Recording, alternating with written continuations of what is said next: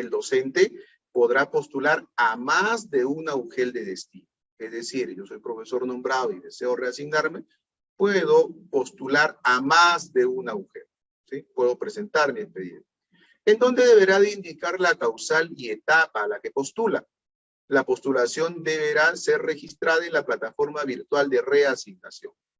Ahora bien, para el caso de los profesores del área de gestión institucional, como ya se ha indicado, adicionalmente los requisitos de acuerdo a la causal en la cual están participando, el profesor designado debe de acreditar tener la condición de ratificado. Y si nosotros nos estamos presentando por la causal de interés personal, ¿sí?, debemos de tener en cuenta lo siguiente. Nos piden como requisito mínimo tener 3 años de nombrado y 2 años de servicios oficiales efectivos, sean continuos o acumulativos, en el lugar del último cargo en el cual me encuentro al momento de mi postulación. Como segundo requisito, haber aprobado la última evaluación de desempeño docente, y sobre este señalamos que el mismo está suspendido, ello en aplicación de la 8ª disposición complementaria transitoria del reglamento de la Ley de Reforma Magisterial. Igual debemos de referenciarlo, pero con la anotación que está suspendido. También es un requisito el informe escalafonario para reasignación con una antigüedad no mayor de 30 días calendarios a la fecha de ingreso del expediente para reasignación. Y aquí debemos de tener en cuenta, habíamos señalado que si me estoy presentando en mi UGEL o en mi región, es responsabilidad, en este caso, de la oficina de escalafón el proporcionar, ¿sí? Si yo me presento a una región distinta, sí es mi obligación como postulante acompañar el informe escalafonario, y el cual debe tener una antigüedad no mayor de 30 días. Adicionalmente, debe de acompañar, ojo, no es un requisito, pero debe de acompañar el anexo 2 de la norma técnica, obviamente en donde yo estoy declarando no estar o no tener alguno de los impedimentos. ¿Qué pasa si de repente no lo presento en mi expediente? No me van a declarar no apto porque no es un requisito, pero en el momento de la adjudicación yo debo de presentarlo. Cuando nos referimos a los requisitos por unidad familiar, el profesor que invoca la unidad familiar debe de acreditar también los requisitos de interés personal, es decir, los 3 años de nombrado y 2 de permanencia, tema de la evaluación de desempeño que está suspendido, y el informe escalafonario, ¿sí? Presentarlo si se está presentando en la etapa interregional. Pero adicionalmente, como me presento por unidad familiar, debo de acreditar lo siguiente: documento que acredite la relación de parentesco, acta de matrimonio si yo estoy indicando de que mi reasignación es porque quiero estar cerca a mi esposa o a mi esposo, ¿sí? Y si es convivencia, la resolución judicial que la reconoce o la escritura pública. Declaración jurada donde se consigna el número del DNI de los hijos menores de edad o copia simple de su DNI, cualquiera de los dos. Ahora bien, si yo estoy invocando unidad familiar y tengo hijos mayores de edad, ¿no?, con discapacidad, o tengo padres mayores de 60 años, o siendo menores de 60, pero que tengan de manera concurrente alguna discapacidad, ¿sí? En ambos casos, debo de acompañar una declaración jurada donde se consigne el número del DNI de mis hijos y de mis padres, o de mis padres, ¿no? O en su defecto, si tengo yo la partida de nacimiento o el acta de nacimiento en copia simple, si es de mis hijos mayores de edad con discapacidad, presentaré la partida o acta de nacimiento de mis hijos. Pero si es por mis padres mayores de 60 o siendo menores de 60 tengan discapacidad, la partida de nacimiento o acta de nacimiento tiene que ser la del profesor, porque ahí se tiene que acreditar el entroncamiento con los padres por los cuales se está solicitando la reasignación. Y adicionalmente, copia siempre del certificado o de la resolución de discapacidad emitida por la CONADIS. Adicionalmente, constancia domiciliaria o declaración jurada del familiar directo que reside en la jurisdicción o la entidad de destino en donde se solicita la reasignación. ¿Esto qué significa? Citamos un ejemplo. Profesor nombrado en la UGEL de Virú, en la región La Libertad, desea reasignarse a la UGEL 2, que es de La Esperanza. Entonces, si yo indico que es por mis hijos que viven en la jurisdicción del distrito de La Esperanza, pues yo tengo que presentar la constancia domiciliaria o la declaración jurada que mis hijos viven en la jurisdicción del distrito de La Esperanza, es decir, de la jurisdicción a donde yo deseo reasignarme.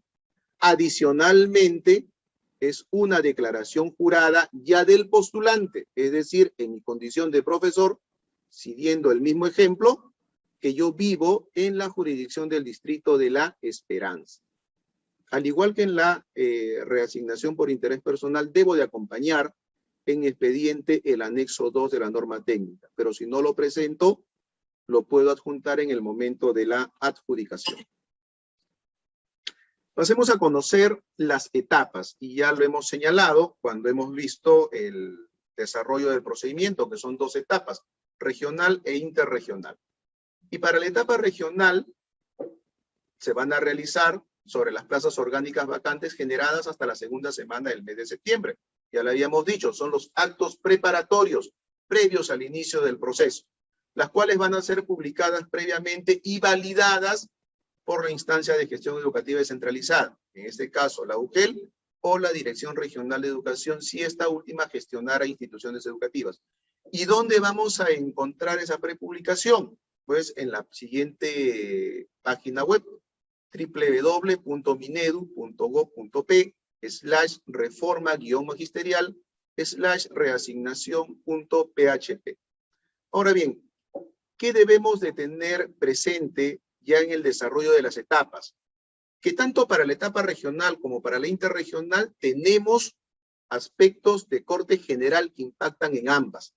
Y ahí nos referimos a la inscripción de postulantes. No es que exista una inscripción para etapa regional y otra inscripción para etapa interregional. No, es una sola. Por eso decimos que son actividades de corte general. Y ahí es la inscripción del postulante, la verificación del cumplimiento de requisitos, evaluación de expedientes, publicación de resultados preliminares, presentación de reclamos, absolución de reclamos y publicación final de resultados. Y estas actividades obviamente participan tanto el postulante, presentando su postulación y presentando el reclamo de ser correspondiente, y participa el comité verificando el cumplimiento, evaluando expedientes, publicando preliminarmente, absolviendo reclamos y realizando la publicación final de resultados.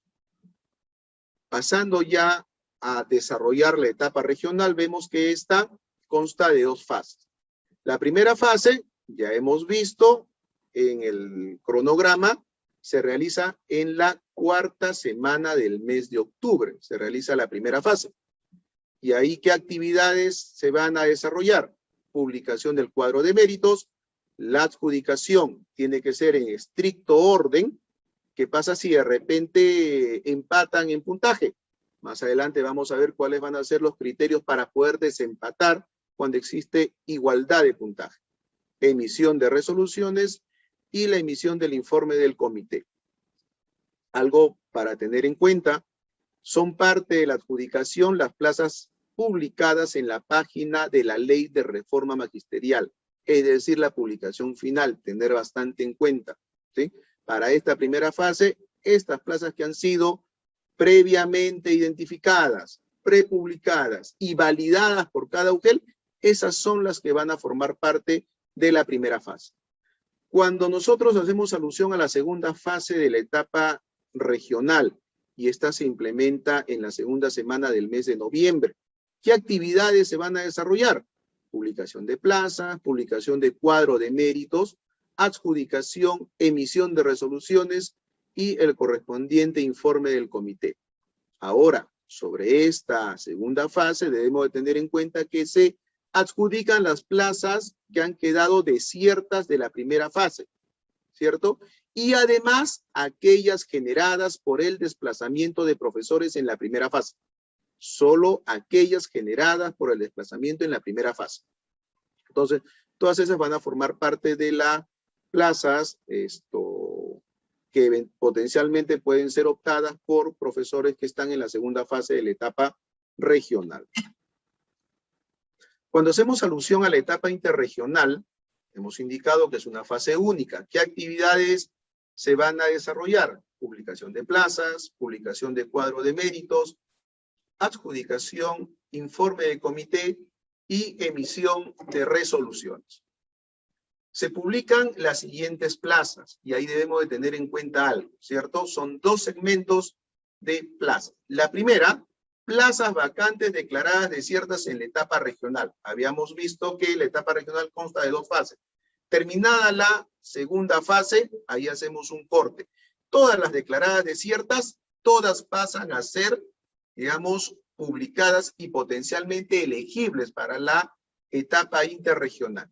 Y además, se tiene que identificar plazas orgánicas vacantes generadas en el periodo de ejecución de la reasignación en la etapa regional. Habíamos indicado que pueden ser profesores que hayan cumplido 65 años, hayan renunciado a la carrera, hayan fallecido o hayan sido destituidos. Entonces, todas esas plazas orgánicas también van en un segundo segmento, en un segundo bloque. Entonces, tenemos plazas desiertas al término de la segunda fase de la etapa regional y las otras plazas generadas por retiro de la carrera pública magisterial. ¿Qué le toca al comité? El comité de reasignación debe de informar a los postulantes que solo corresponde la adjudicación del 10%.